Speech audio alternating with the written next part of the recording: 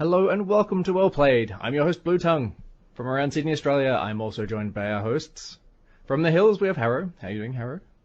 Not too bad. I've nearly finished reading the Justice League comic and the Darth Bane trilogy, and my laptop has decided that every time I try and start a Steam game, it would give me the blue screen of death. Good time. Time for a new laptop? It's not that old. How old is it? I find a lot of them die after about 2 years. Yeah, I'm not going to get another Asus. 18 months? No, maybe 2.5 years. Yeah. So I think that's about a standard lifespan for a laptop, and people don't seem to expect that when they buy that. Comparatively speaking, the little desktop I'm using at the moment is 5 years old. So I generally go 4 years between laptops. Yeah. Very good. All right, from Gladesville, we have Bauxite. How are you doing, Box? Yeah, I'm doing pretty good. I've spent the week playing a whole heap of board games with my wife. Like, so many board games. We've recently made a very large investment in board games when we went to Cancon, which is it's actually one of the subjects of our podcast today. But yeah, I've had a lot of fun with that. Been learning a lot of rules and making a lot of mistakes, and man, she's been grinding me into the dust with Seven Wonders Duels, which is so much fun, but also I am so bad at it. And she just seems to be able to make all the good decisions. So it's like, I'm really being challenged by her, which is, yeah. How you going, Blue? I'm doing pretty well. I've finished off the Brandon Sanderson series that I've been reading, which was really, really good. Thoroughly enjoyable. Although I did come to be made aware that it was actually a 5-book series. Is that right? Yeah, so you're talking about Words of Radiance and Way of Kings? Yes. Yeah, 5-book series. Yay. Oh. So, book 2 of 5, and book 3 has actually been delayed for 2 years now. Oh, no. But no, it's totally meant to come out this year. Apparently he has finished it, so I'm looking forward to that. That'll be great. Awesome. Yeah, thoroughly enjoyable book series. I will be talking about it in weeks to come, so yeah, look forward to that. Aside from that, I've just been gaming and working and all my usual stuff, playing a lot of Darkest Dungeon, which is ironically our other subject for this week. So yeah, I'm hoping to share some more information about that. That's going to be good. But most excitingly of all, while we're at Cancon, I managed to pick up a new host. So Crystal, welcome to the show. Could you tell us a little bit about yourself? Thanks. I am what most people would call a casual gamer, but my biggest interest in gaming is board games. Oddly enough, I picked up a Cancon. So I like a wide variety of board games, but beyond board games, when I find the time, I do enjoy video games. My Steam library sits mostly unplayed, however. Other than that, I live in Canberra and enjoy the Canberra atmosphere, and that's pretty much me. Do you get the amazing internet connections from Canberra, or are you suffering the non-NBN? We're suffering the non-NBN in the suburb I'm in right now, but that may all change shortly. Awesome. I'm jealous. I think it'd be so exciting to have an amazing connection. All right, let's get stuck in. All right, Cancon. So Cancon is a small convention held in Canberra, ACT, Australia. It's over the long weekend, so the long weekend we just had. It features a wide variety of gaming. Most of it, to be honest, is miniature tabletop gaming. So like war games, Wings of War, you got some Warhammer, Infinity Wars, that sort of thing. But there is also a really good board games library run by Games Capital. In addition to that, we have Magic the Gathering, and a big appeal for some is the second-hand store, which features board games, miniature games, etc. Beyond that, there's also vendors selling their wares, so retailers such as Mind Games, Games Paradise, Good Games, and the local one, Games Capital, have some good deals and some less good deals. And that is Cancon. Awesome. Now, we were all there during the weekend, and what from starting with you, Crystal, what was your favourite purchase from the weekend? I'll be honest with you, I spent a lot of money on board games, on wood and paper. I haven't actually got to play too many of them just yet, but I did manage to pick up a copy of Lords of Zidit, which I've wanted for a while, for $35 at the second-hand store, and to any listeners from outside of Australia, that's a bargain. We pay a lot for board games down here. Awesome. And roughly speaking, what's the game about? What style of So games? it's a bit of programmable action, some error with control type mechanism. So I think you're programming your units to get to places and collect resources in order to get to a certain point on the board, essentially. Again, I haven't played it yet. Okay. It does sound interesting, though. What about you, Bauxite? What was your favourite purchase from the weekend? Well, I'm not going to stop at just one. Maybe I'll stop at 1% of my purchases. How about that? Cheat! I picked up a copy of Rampage, or formerly Rampage. It's now called Terror in Meeple City, at the second-hand store for $25. It was an absolute bargain. I was stoked. I've been looking for that game for a long time. It's basically stacking up a whole heap of meeples, and then you've got this big dinosaur dragony monster thing, and you go around smashing it all down and getting points for all the people the people you eat and buildings you destroy. So lots of fun. Not exactly the biggest strategy game I've ever played, but it's a lot of fun. So that was my favorite second-hand purchase. My favorite new purchase was The Big Book of Madness, which is a cooperative deck-building game. Crystal, Blue, and myself, Mrs. Bauxite, and Mr. Crystal. Sure, Mr. Crystal, he'll love that. Okay, cool. We played that together in the games library, and we did okay. But I really enjoyed it. It was a lot of, okay, so I'll do this so that you can do that, so you can give that person an action, so they can do this. That means I can do this thing, and then we can do that. Oh, wait, that didn't get us anywhere. But apart from that, very, very solid cooperative game, and one of the most interesting cooperative games I've played. There is not a straight up bang, you lose that happens from a lot of cooperative games. There is a slow, steady decline where people get frozen out from poor decisions, which I think is really, really solid and fixes up one of the major complaints I've had about cooperative games in the past. Yeah, so both of those were very much enjoyed purchases, but apart from that, I did pick up a whole ton of things. Mrs. Bauxite picked up a lot of things as well. Awesome. What about you, Harrow? What did you get? I went all the way to Canberra and bought a second-hand copy of Splendor, which was from Bluetongue, who lives much closer to me than Canberra. Good time. That is ironic. Yeah. Next time, let's go to Perth to sell our games and buy them.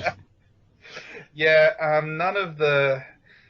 I didn't like this convention as much as I like the Sydney one, Sydney Toy and Game Expo, where they have a lot of vendors all saying, here, look at this, play this game, check it out.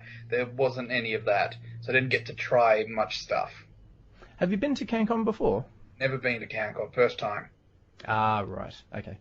Is it always like that, where there's not much for trying stuff? It's just the board game library and that's it? Well, the board game library is actually really good for trying stuff, especially given that you have the opportunity to be shown how to play games. It's a massive positive in terms of trying to pick up games a lot more promptly than you would trying to grind your way through the rules. But I like to loosely define Cancon as like the Black Friday for board gamers. So it's the best sales day that you actually get during the year for board games. And so you can pick up some really good deals on second-hand games, but new games as well. There's some like just really good prices that you don't normally get in the stores. Really? Yeah, so... Because the couple of games I looked at, they were more expensive than here. I couldn't believe it. My boss wanted me to look at Agricola and Splendor for him, and yeah, I could get them cheaper locally in Sydney. Were you looking at the Games Capital Library by any chance? I checked out all of them.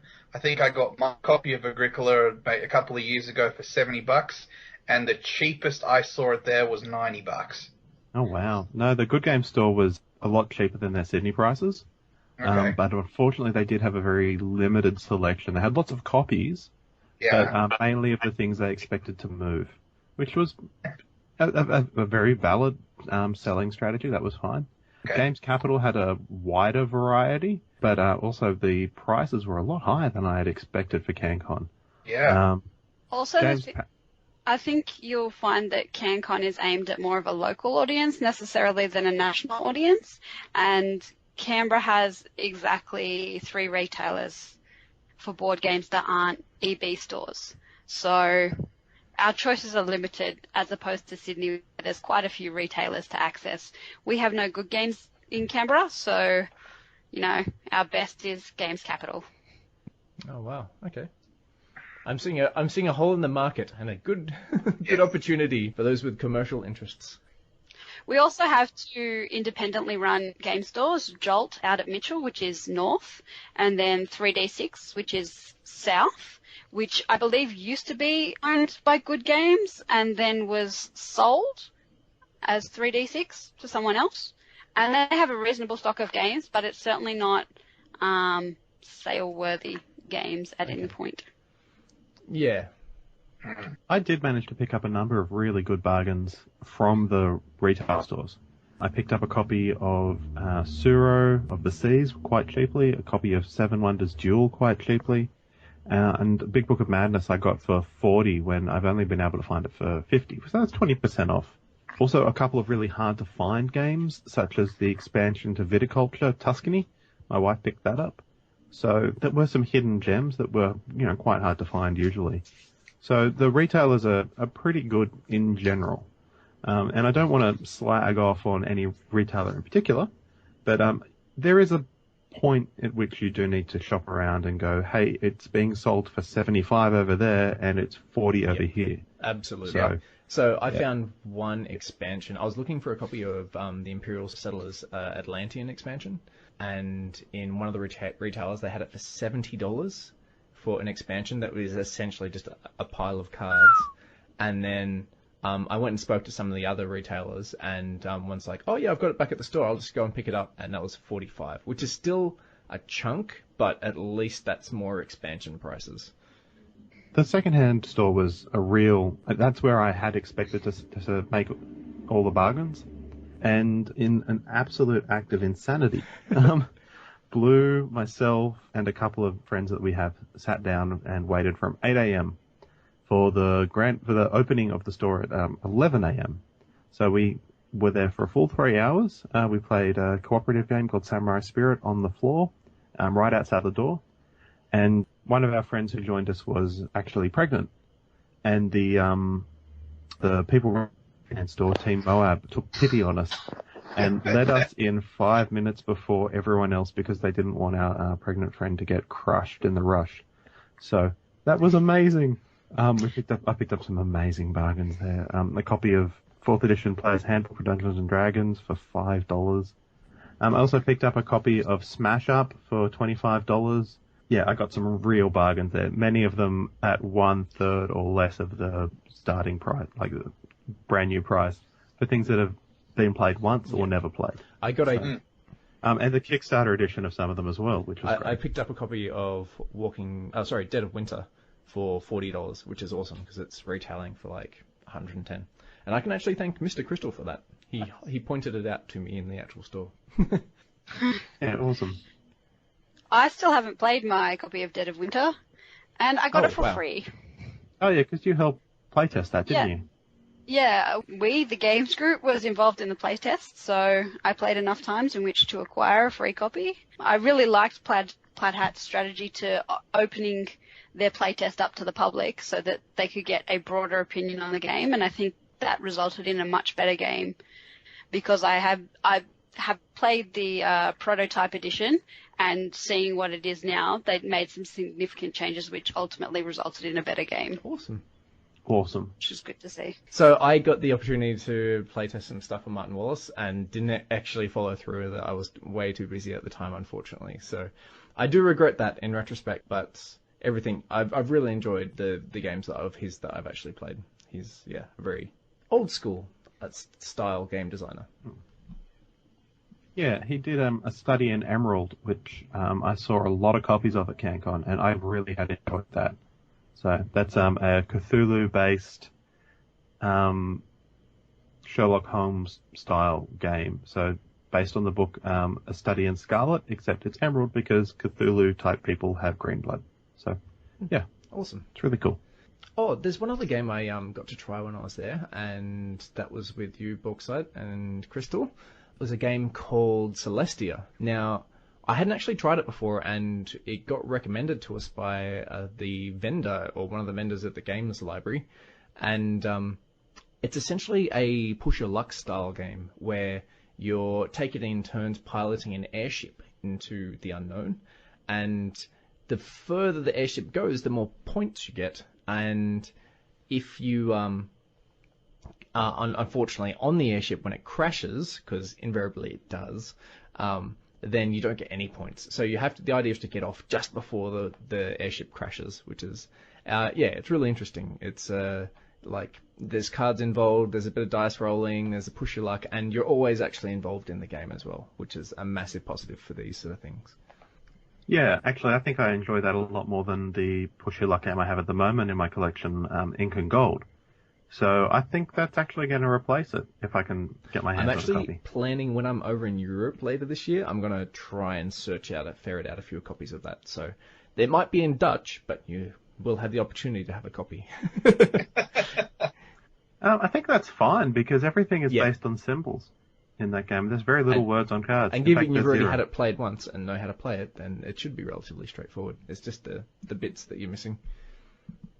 Nice. Yeah. Cool. Cool. So Cancon is one of the special conventions that I go to in which I actually get to play a lot of games. Most of the conventions I go to, I end up going to panels, to talks, talking to authors, movie stars, whatever, rather than actually sitting down and playing games. Cancon, I pretty much spend 3 whole days gaming with my friends. It's amazing, and it's a big thanks to Games Capital Library. They have a massive selection of games for which you can buy a pass either per day or for 3 days. So myself and Mr. Crystal bought the 3-day passes so we could have 3 days of endless gaming. And boy, the amount of games we played was amazing. It gives you a really good chance to try out some of the games that you kind of think, oh, that sounds interesting. And then you kind of go, yeah, it was fun, but maybe not one for my collection. But then there's also those ones that you go, oh, yeah, give that a crack. And it's like, oh, my God, this is a gold nugget. One in particular for me that I'd been wanting to try for a while was Roll for the Galaxy. Now, I've played Race for the Galaxy once. It did not go well. The hieroglyphics interpretation game, isn't it? Yeah, cool. Pretty much. The symbology is overwhelming at best. We didn't have a particularly great teacher who was very good at teaching games, so both myself and Mr. Crystal struggled with Race for the Galaxy a lot. So naturally, when I asked Mr. Crystal to play Roll for the Galaxy, he was a bit hesitant. But we got through it, and Roll for the Galaxy is quite good. You have a lot more manipulation of dice. So the game is based on dice rather than cards. So you to explore worlds, planets, produce your goods, and then use your dice amount to get victory points. Whereas in Race for the Galaxy, you're using cards to do that. And more often than not, you're going to end up getting rid of your entire hand just to pay the cost required to build a home world or to develop a species. Whereas in Roll for the Galaxy, you may not always be rolling a lot of dice, but you have a lot of flexibility over what you do with each dice. So, like at every point, I felt using my dice like I was in a meaningful way, as opposed to just going, oh yeah, okay, I'll get rid of my entire hand to pay for this one development. So I can highly recommend Roll for the Galaxy. Yeah, so I spent a bit of time in the games library, only one afternoon really. And I think if you're not going to spend a full day playing games in there, it's not worth a lot. It's not really good value for money. Sorry, yeah. So it was $10 for a day pass, and we played one game that I already owned, and the Celestia game. But I can totally understand that spending a significant amount of time in there is a really good investment, because it means you get to play test games before you spend, $70 on them. So, how much was a 3-day pass for you, Crystal? $25. So it's $10 for the first 2 days and $5 for the third.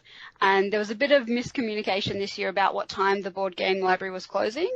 All of the signage says 6 o'clock, but we got kicked out at 4:30, which was a little bit disappointing. But if you want access to games, that's one cheaper way of doing it. Yeah, fair enough.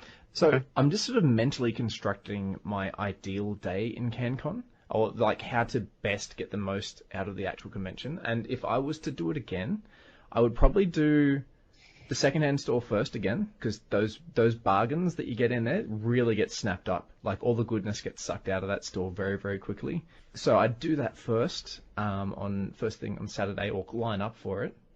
Yeah, I think if you're going to line up for the second-hand store, you probably want to... If you want to be first in line or amongst the first, you don't need to start lining up until about 9:30, quarter to 10 for an 11 o'clock open. Absolutely. 9 o'clock at the very earliest, I'd say. Yeah, we were there for way too long.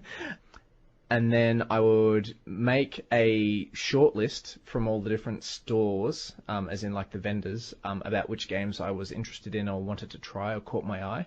And then I would spend probably the rest of that day trying out games in the games library. That would be, in retrospect, I think the best way to actually spend my time at the convention. What do you guys think? Does that sound about right? Yeah, absolutely. The only caveat to that is that some stores have excellent prices on some of the board games, but only have 1 or 2 copies. Yeah. We had a lot of trouble finding Scoundrels of Skullport, the expansion to Lord's Waterdeep. Last year, I saw it for $15 at the second-hand store, and like an idiot, I didn't buy it, and I've been kicking myself all year.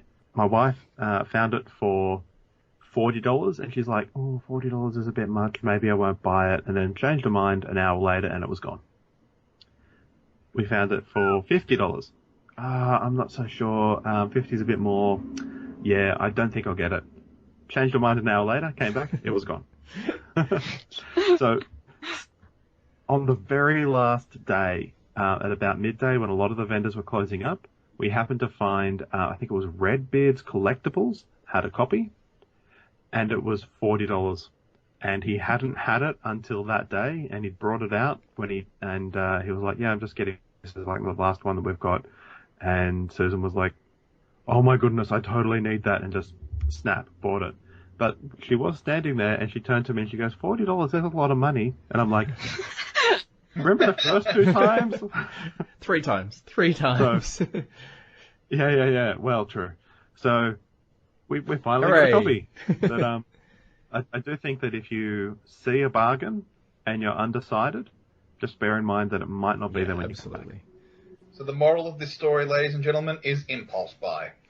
Well, yeah, it To a really certain is. degree. I think impulse buy anything under, say, $80. if Or whatever Yeah. your budget allows. Look, the benefit is you can always sell it in the second-hand market the following that is year. true. Oh my goodness, I did actually do some selling this year, and I won't say I broke even, but it certainly did take the sting out of a lot of our purchases. Absolutely. I came close to breaking even, actually. I think I ended up with about $200 worth of games sold there. Yeah. Mrs. Bauxite and I made close to $550. Fantastic. How did Brendan's collection do? He managed to sell everything, and in fact, we picked up the last of his money on the last day for him. So I owe him $50. But he didn't have too many games in there, but he did manage to sell it all. So, and I guess he managed to sell it at the highest possible price because those things lasted until pretty much the very end before getting sold. Whereas Mrs. Bauxite and I set our prices to being, we want these things to move.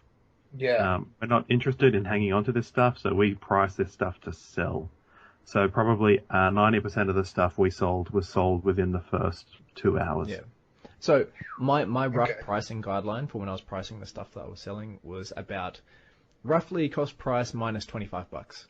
So I was willing to take that hit on the actual game. Like some of them, they've all been opened, so like I don't have like the brand new in box to sell. But yeah, that's a relatively good guideline as to how to sell these things.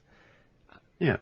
So you did a good job wrapping up the Splendor. It was almost like I was unwrapping it new when I had to take off all that You can shrink thank wrap. Mrs. Bluetongue for that. She is an amazing rapper. I will when I see her. I got a question. When I was searching it, I saw there were some books around. I actually picked up 2 irredeemable trade paperbacks, which I was quite happy about. Are there a lot of books in there, and I was only seeing the dregs, or there was just not very many books at all? Because it shouldn't surprise me, but that a gaming convention would be selling sci-fi and nerd books. there's usually some books. It's usually not the main fair, and usually those things are in boxes underneath the tables. So that can be very, very hard to find when the room is packed. Yeah. But yeah, usually there are some books in there. Usually they're books that are directly related to gaming or stories about gaming or something like that. So I saw a copy of The Saint in there, which is a Warhammer 40k based novel, which is actually quite good. I've got my own copy, but yeah. Remind me to lend you Hell's Reach one day.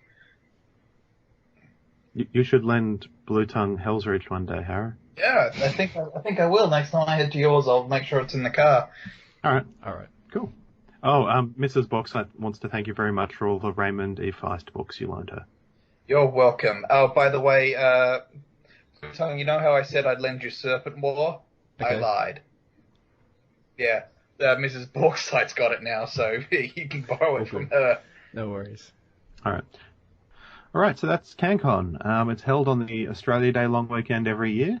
It's run by the Canberra Game Society and held at the Exhibition Park in Canberra, or EPIC. So that'll be pretty much the first thing on your right as you head into Canberra if you're coming from Sydney. Also a bonus, they do a slightly smaller winter version called WinterCon, which I haven't been to before, but might be worth a look. Since you're local, maybe Mrs. Bauxite and I can crash at your place when that's on. Maybe you How can. many spare rooms do you have? Quick question. At the moment, 0. I'm in the No spare worries. room. My quick question about WinterCon: would there still be a tabletop tournament happening, or would the focus still be on tabletop, or are we looking more at a board game, card game sort of thing? Honestly, I'm not sure because there's not a lot of information. There wasn't a lot of information about WinterCon last year either, and I didn't manage to get there last year. Okay, well, I guess we'll need to go this year, and then we'll be able to answer your question, Harry. Thank you. Cool. A timely reappearance. The dungeon awaits. All right, our second subject tonight is Darkest Dungeon. Lou, would you like to introduce us? Absolutely. So, Darkest Dungeon is produced by Red Hook Studios, who is led by Chris Barusa and Tyler Sigman. The game itself is voice acted by a guy named Wayne June, who does an amazingly good job. It initially got kickstarted and pre-released on Steam in 2015. I want to say it's been out for at least a year in pre-release format, and it's been developed during that time. It officially got released on January 19, 2016, and it's been heralded by a lot of people as one of the best indie games of the year. So the game itself is a blend of dungeon crawler and push your luck style roguelike, where for those of our listeners who haven't tried either of those types before, a dungeon crawler is essentially a game designed around delving into dungeons, getting loot, and kitting out your character in awesome, amazing gear. And a roguelike is a game where you get punished severely for losing and dying. So essentially, the initial roguelike, the similar game that I've played is called Rogue Legacy, and that essentially sends you right back to the start of the game with only minor upgrades each time that you get killed. So you gradually do get stronger, but you get really punished for actually getting killed and losing. So there's also a good dash of turn-based strategy in that game as well. So turn-based strategy is essentially any game where you take it in turns to do what you're going to do. So the game itself is essentially played by you as I guess you'd call it the architect of the group that is going into the dungeon. You choose a group of 4 characters, and you're trying to recover treasure and heirlooms. In the course of doing so, you use that to upgrade your town and characters. Unfortunately, you're given your heroes are fighting an array of Lovecraftian horrors, come back with a mixture of negative traits like kleptomaniac and claustrophobiac, and positive traits like tough and quick reflexes. These can be treated and reinforced, but in doing so it costs you time and money in the game. So, yeah, who has played Darkest Dungeon? Let's start with you, Harrow. Have you tried it yet? Yes, I had 2 good attempts at it before my laptop decided Steam games were overrated, and yeah, first time I ran out of people, second time I ran out of money, and I'm really looking forward to failing a third time as soon as I fix my laptop. Okay, fantastic. Bauxite, how have you found this game? Well, I haven't had any of those problems, Harrow. Well, I did at first, but... then one of us is doing it wrong. Well, actually, yes, one of us is doing it wrong, and unfortunately it's me. Yeah, it's not you, Harrow. I've got a little program called Poke, which is a memory editor, and I just went into the game and gave myself infinite money, infinite heirlooms, and set my hero's health to be a certain value so that they would not die. I think this is commonly known as cheating. But for me, roguelikes I find particularly soul-destroying. And to a certain extent, I play these games for the story, and there is quite a really lovely, well-crafted story in this. It comes out in dribs and drabs, but basically the story behind it is that the patriarch of an estate has meddled in dark magics that he shouldn't have, and everything's turned to crap.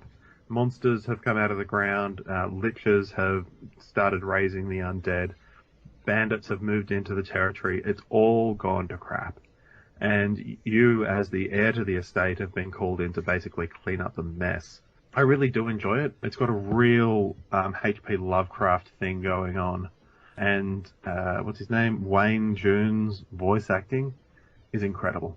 He really manages to have this haunting voice describing the situations and the errors that this patriarch has made.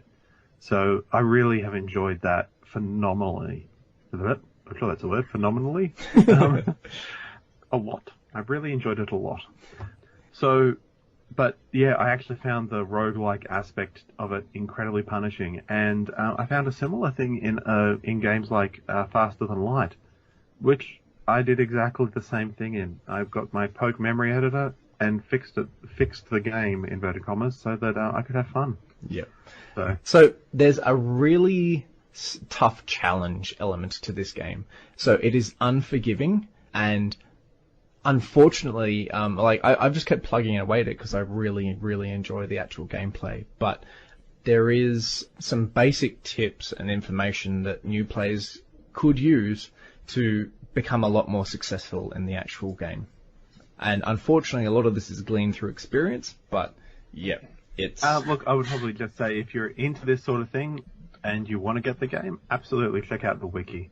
There will be a lot of spoilers, and a lot of the advice is spoilery. It's like, hey, if you want to successfully overcome this challenge, you need to use this item. Yeah. But a lot of those things you can figure out yourself as well. Yeah. And I think that's one of the really enjoyable bits about this game, is that there is a lot of freedom in it and the ability to figure these sorts of things out. Yeah. Yeah. For those of you who are just getting started and don't quite appreciate all the sort of details, yeah, like Bauxite was saying, there's some really excellent guides in the wiki and on Steam about how different aspects of the games work. Particularly the one that a lot of people don't really appreciate is the curios, which are essentially like little encounters that you have during your dungeon. There'll be a altar that you come across as you're walking through a hallway, and you interact with that altar. Something bad might happen, something good might happen, but if you use a particular item on that altar, then you'll have a certain result. And a lot of people don't realize that that's the case in their first few playthroughs, and they get really punished by essentially pressing the wrong button when they don't know what the button does. So that's probably a really a negative for the game. So it can be very unforgiving. It's also randomly punishing in that way as well. So you might be playing the game correctly, and then you encounter a group that surprises your group, so they get to go first, and your group gets all mixed up, and then and then they crit one of your healers, and then someone else hits your healer and your healer dies. There's the remote chance that that will happen, and that can be really soul-destroying in terms of the amount that you invest in your characters. Have you guys had that happen to you? Oh, yes. A mistimed crit, yes. Yep. I tend to play very conservatively, which is one reason why I've had to memory edit the game to succeed. You do need to balance that risk against the rewards, but being conservative is a way to lose the game in some ways. Yeah. Yep. Any time I looked like one of my characters was going to die, I ran away. And when that happens, your characters build up a whole ton of stress. And that's actually one of the major elements of this game, is that they do get stressed out. You need to manage that stress. And if they get too stressed, they'll start being unresponsive. They'll stop getting healed. They'll start stressing out your other characters. It's not good. And there's a slim chance that they'll become these golden hero paragons where they're like, buck up, folks, we're going to totally beat this guy and, become all inspiring. But it's not as likely that they'll just completely get cross and start destroying the rest of your own party. Yeah. Themselves. I tend to run away well before things go pear-shaped. The only problem with that is that, you do need to take risks in order to succeed. Yep. So if I have one character who's at about 10% life and I'm 90% of the way through the dungeon, I'm probably going to go, I could push it. If I get lucky, I'll win. If I don't get lucky, I'll have a character die that I've invested hours and hours in. So, yeah, it's a bit hard. So there's two things that you can help to try and mitigate some of the danger of that happening. And I have played it through from the very beginning, right up until like rank 5 and rank 6, without having any of my characters get killed. And I did that by, you keep your torchlight high, try and keep it above 75%. For a short dungeon, you probably need about 8 torches. For a medium, you're looking between 12 and 16 torches. And for a long dungeon, you'll need about 20 torches. Although you can expect to pick up a few along the way. But that will help mitigate the amount of crits that you take, and that'll also help mitigate the amount of stress that your group actually takes. So it means you get crappier loot.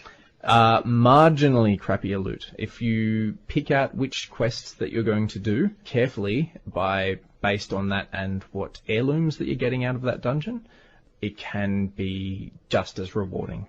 Yeah, I tend to play in absolute darkness, which is a great way to, and bear in mind this is in a completely broken game with infinite money, but I tend to play in total darkness, where the characters are a lot more likely to take huge hits, but they're also a lot more likely to deal huge hits. And the treasure and gold is a lot higher. Yep. And there are particular builds and particular groups that you can put together with particular quirks in order to really capitalize on whether you've got high torchlight or low torchlight and equip certain items.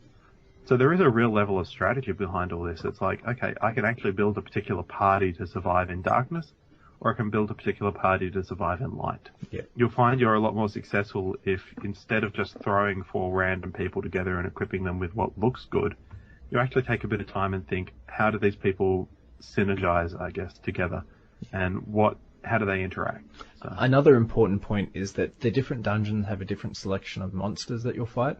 And certain characters will be stronger in one dungeon than they are in another. So characters like your Plague Doctor, who have a lot of diseases and things that they throw on their opponents, they are really strong in the ruins, where they're facing a lot of undead, who are, I guess, surprisingly susceptible to diseases.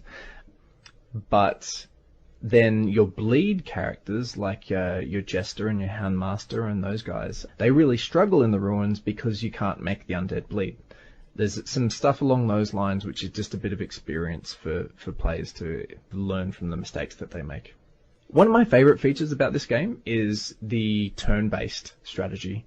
And turn-based strategy, I guess, is an acquired taste, and it refers to any game which is taken in turns to play. But in this case, I really love being able to just play it and then stop playing and immediately attend to something else, and nothing bad will happen to me while I'm not physically at the computer and leaving it by itself. So it's a great... But hang on, that's not particularly true. Nothing bad will happen to you in the game. Yes. But bad things certainly can happen to you when you're not playing. I'm just saying in general. That is true. I could be crushed by a tree or involved in a car accident. That might happen. Yes. No, I just think that's really important that, some people might want to start playing this game thinking that nothing bad will ever happen to them again. Yeah, but it's a great time filler in that sense, and I'm actually also really looking to an iOS version of this game. I think that'd be tons of fun.